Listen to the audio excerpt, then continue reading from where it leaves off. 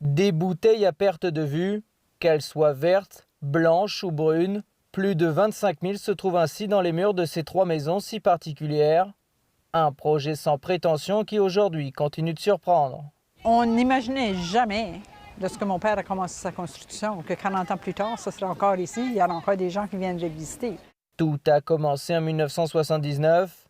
De retour d'un voyage sur l'île de Vancouver, Réjeanne Arsenault a donné l'idée à son père, sans imaginer un seul instant que ce dernier se jetterait corps et âme dans ses travaux. J'avais vu un site sur l'île de Vancouver qui était fait en bouteille, j'ai apporté des cartes postales. Et c'est lui qui nous a dit tout d'un coup, il dit, bien, si je suis capable de faire ça là, je devrais être capable de le faire ici. Pendant 4 ans, entre 1980 et 1984, Édouard Arsenault entreprit la construction de la maison à 6 pignons, du phare et de la taverne. Le résultat, bluffant, ne cesse d'attirer des visiteurs, toujours plus nombreux. Ils étaient 20 000 l'an dernier, un record. Pour moi, la Maison des Bouteilles, ça représente notre jeunesse. C'est un endroit qu'on vient de visiter assez souvent.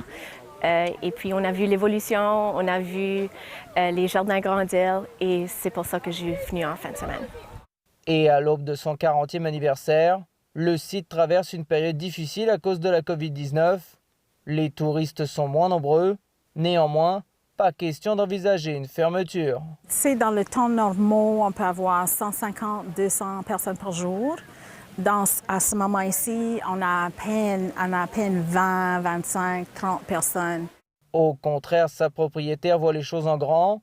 Agrandissement, installation de sculptures d'artistes locaux, création d'un jardin ou encore d'un accès à la mer. Je suis prête.